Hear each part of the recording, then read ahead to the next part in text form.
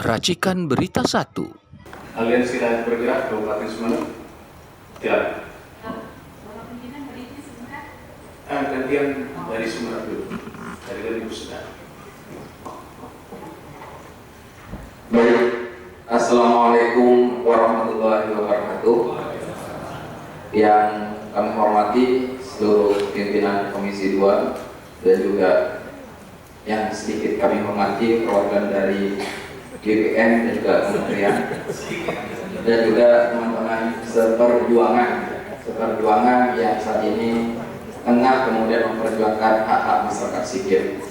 Baik, izin pimpinan, kami dari Aliansi Rakyat Bergerak Kabupaten Sumeneb Provinsi Jawa Timur menyampaikan salam dari masyarakat Tapak Kerbau Desa Gresik Putih Gapura yang saat ini mohon maaf sekali tidak banyak yang hadir, cuma saya sendiri yang berangkat dari Sumeneb. Itu pun perjuangan sekali, Pak. Semalam kami berembuk dengan masyarakat di Tapak Kerbau. Awalnya kami tidak ingin ikut karena keterbatasan ekonomi.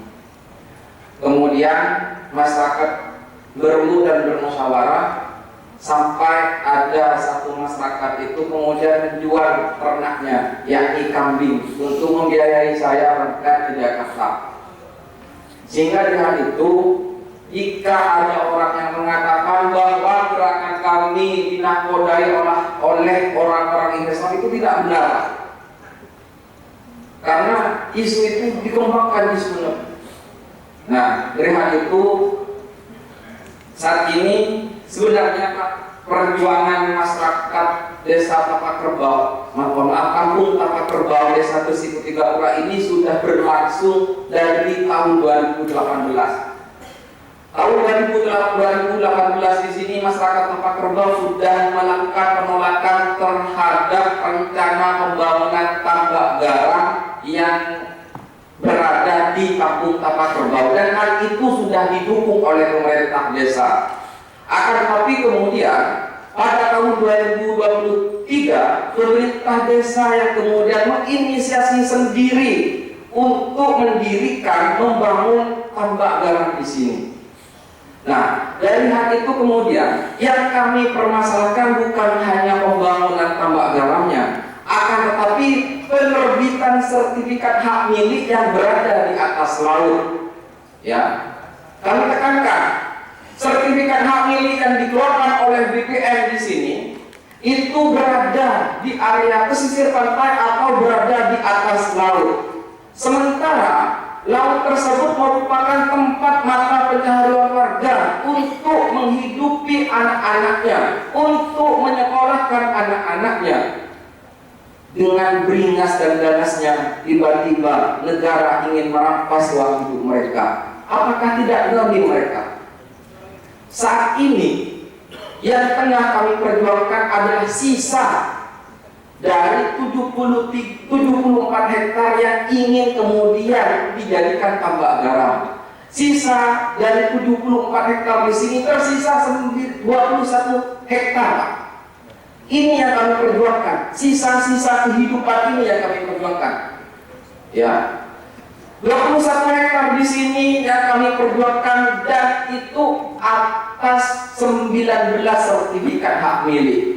Jika di Desa Kohot yang kemarin viral pemanggaran kemudian ada sertifikat hak guna, kalau di Sumeneb itu sudah sertifikat hak milik, Pak.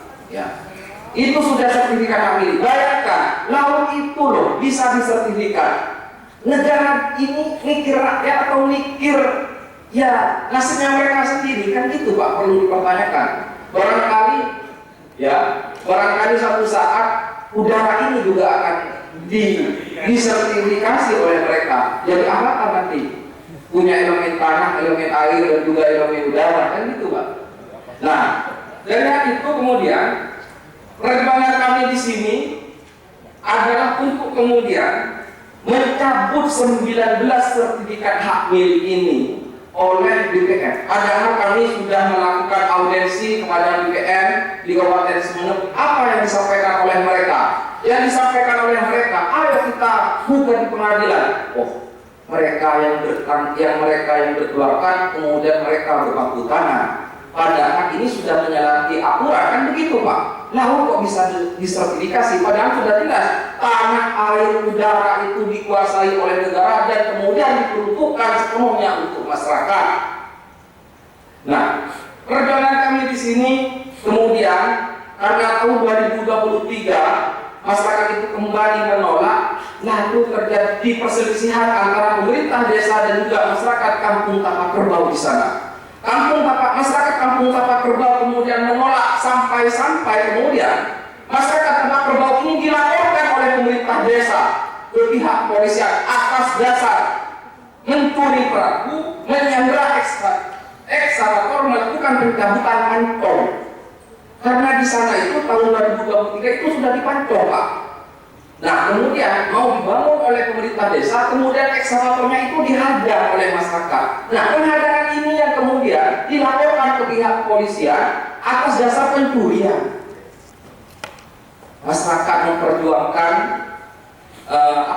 masyarakat memperjuangkan haknya, kemudian dilaporkan ke pihak kepolisian. Bahkan kemudian ketika BPN itu turun Pak, ya mohon maaf ya, BPN ini harus kemudian ditingkatkan kepeduliannya ya. Mumpung lagi Ramadan di sini Pak, anggaplah keimanan dan juga kerohaniannya ini perlu ditingkatkan Pak. BPN ketika turun di sana, yang itu kemudian diwakili oleh Bapak Hufron Munir. Bapak Hufron Munir pada tanggal 24 Mei 2023 saat kemudian mensurvei laut yang disertifikat, apa yang disampaikan oleh beliau. Beliau itu kemudian mengatakan bahwasanya awalnya beliau itu bilang laut Pak. Awalnya di sana itu, oh iya ini laut, jujur demi Tuhan. Ya, Bapak Hufron Munir di sini BPN sebenarnya itu awalnya beliau itu bilang laut, kemudian pernyataan tersebut dicabut dengan dalih ia hanya memantau. Ya, iya jujur saja. Awalnya kami tanya, ini Pak apa Pak? Ini laut. Terus, ya sekarang saya nggak bisa membuat pernyataan karena tugas saya memantau. Hasilnya nanti pada tanggal sekian, pada tanggal 13 Juni 2023. Awalnya apa? Kemudian kami tarik lagi kepada kepala desa. Kepala desa kami tanya, apa yang disampaikan kepala desa? Sewaktu-waktu bisa jadi daratan. Iya, masa mereka itu nggak paham pasang air surut kan gitu Pak? Nah, ini adalah anggaplah yang kami perjuangkan saat ini Pak. Ya, yang kami perjuangkan atas dasar masyarakat, bagaimana kemudian negara hadir memberikan perlindungan, memberikan pembelaan kepada masyarakat sipil. Bagaimana kemudian 19 sertifikat hak milik ini kemudian dicabut oleh negara, kemudian diberikan sepenuhnya kepada masyarakat, karena di sana adalah tempat untuk mencari kehidupan, mencari kerang, kepiting, rajungan dan lain sebagainya saat musim hujan. Karena di sana Pak, ya kondisi masyarakat di sana itu selain menjadi buruh di PT Garam, ya buruh di PT Garam, ketika musim hujan mereka itu kemudian bekerja mencari kepiting, ikan dan rajungan di sana. Nah kalau ini kemudian dibangun, lalu hari ini kemudian sudah merampas ruang hidup mereka. Dengan itu kami meminta kepada negara untuk mencabut 19 SHM di sini. Mari apa yang sudah kalian dapatkan, amanah yang telah diberikan oleh rakyat kemudian diperuntukkan sepenuhnya untuk kepentingan rakyat. Apakah kalian tidak sadar apa yang sudah disampaikan di dalam ayat Al-Quran? Bismillahirrahmanirrahim. Walladzina hum li amanatihim wa ahdihim ra'un. Bahwasanya amanah yang telah diberikan kepada kalian harus dapat dipertanggungjawabkan. Bahkan di dalam ayat yang lain itu ditegaskan, kullu nafsin bima kasabat rahina. Nah, ini yang kemudian harus dipertanggungjawabkan. BPN harus kemudian bertanggung jawab, kemudian harus mencabut ini semua. Baik, itu saja dulu Pak yang dapat kami sampaikan, ya karena berulang juga saya Pak. Izin sedikit pimpinan, saya kan kita ini namanya dari Bapak Ahmad. Nama saya Muhammad Faid Pak. Ya Muhammad Faid. dia dari tim kita juga yang memperkuat proses laporan ke Polda Jatim dari Iya. Ya, yang saya pertanyaan pribadi aja ya. Itu dari 74 hektar yang mau dijadikan tambang garam, berarti kan ada sebuah lembaga lain. Nah, itu lembaganya apa? Yang mau bikin itu apa? Nah, Tahu nggak? iya. Kemarin itu ketika kami anggaplah audiensi ke pemerintah desa yang ingin dikelola oleh pemerintah desa, bilangnya seperti itu, Pak. Kemungkinan. BUMDes. Iya, kemungkinan ya Pak, kemungkinan pemerintah desa itu ya dalihnya begitu Pak. Ya. Dalihnya untuk kemudian anggaplah meningkatkan kesejahteraan dan sebagainya dan dikelola oleh desa. Baik. Baik, terima kasih. Iya.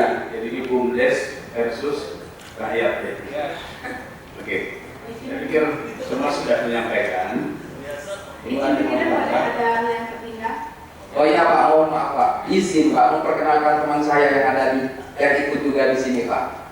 Namanya sahabat Maulana Yusuf. Itu yang menemani saya di Jakarta barusan Pak. Mana itu? Yang mana? Oh iya, itu teman saya Pak. Sahabat Maulana Yusuf Pak menemani saya di Jakarta ini Pak. Terima kasih Pak. Oke. Sudahnya PA itu. Jadi tahu ya. Silakan Ibu. Ya, saya ingin persilakan Bapak Marwan Batubara untuk bicara karena beliau hadir bersama kami dari Korban. Ini kok jadi saling mempersilahkan teman-teman. Ada bagian masing-masing. Oke. Saya pikir terakhir dari Pak Marwan, setelah itu nanti saya minta tanggapan dari BPN ya.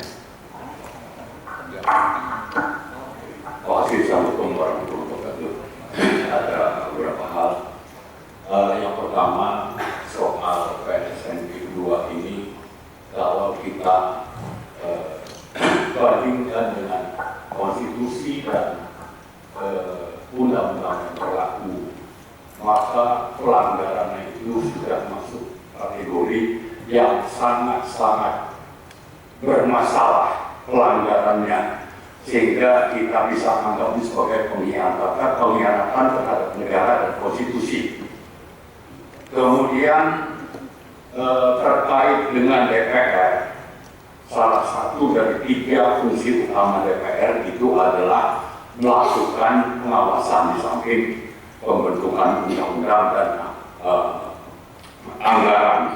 Tapi apa yang terjadi yang saya sebut tentang pelanggaran tadi, bahwa ini sudah terjadi bukan cuma di laut dengan pagar laut, tapi lebih parah itu di darat.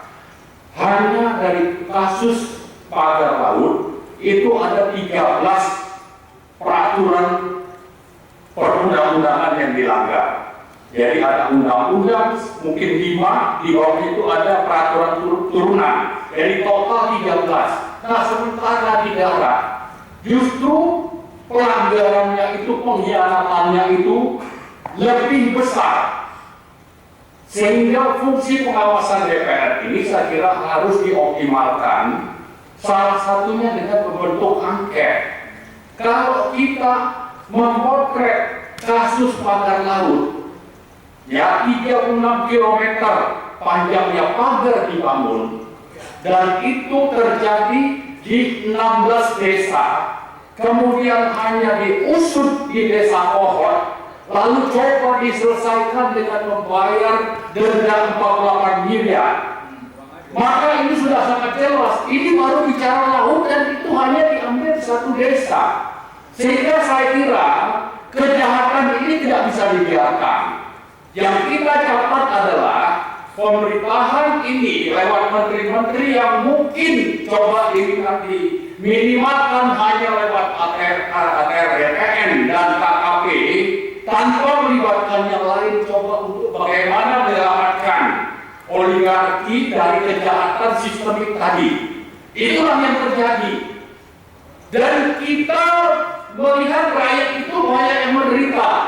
Aset rakyat diambil, aset negara dirampok, pelanggaran sudah sedemikian nyata, lalu ingin difokuskan hanya bicara pagar laut dan hanya Satu desa Pohon, sementara 15 desa lain dilupakan. Nah, jadi yang kita catat adalah bahwa ini pemerintahan ini coba untuk menggiring masyarakat untuk mempercayai bahwa proses hukum sudah dijalankan, tapi justru untuk melindungi penjahatnya.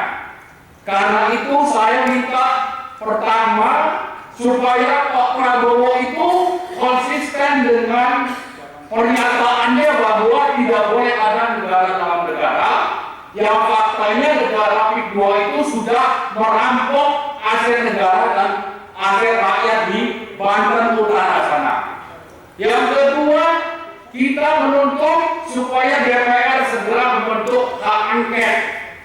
Tugas pengawasan itu supaya lebih konkret dijalankan melalui hak angket. Yang ketiga, kita menuntut rakyat terutama yang ada di Banten untuk segera melakukan perlawanan berkelanjutan supaya masalah PSN PIK 2 ini bisa dituntaskan. Jadi saya kira kita harus berhenti dengan bersandiwara, termasuk kita ini menggunakan uang negara, tapi untuk proses yang betulnya, jadi DPR bersidang, ada ruangan dipakai dan sebagainya. Saya berharap ini tidak dilakukan hanya untuk melanjutkan sandiwara pagar laut yang sudah dimulai oleh pemerintah Prabowo tanggal 18 Januari itu, dan coba untuk difokuskan hanya bicara desa Pohon. Saya kira bukan itu yang kita inginkan, tapi adalah penuntasan, penegakan kedaulatan negara Indonesia dan rakyat Indonesia di negara Kesatuan Republik Indonesia berhadapan dengan negara PIK 2 yang dipimpin oleh Aguan, didukung oleh Jokowi dan Abdul Salim. Ini harus dihentikan. Saya kira saya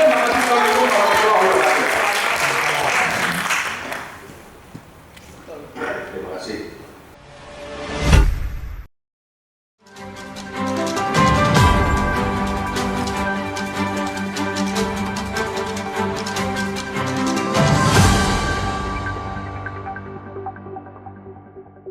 Racikan Berita 1.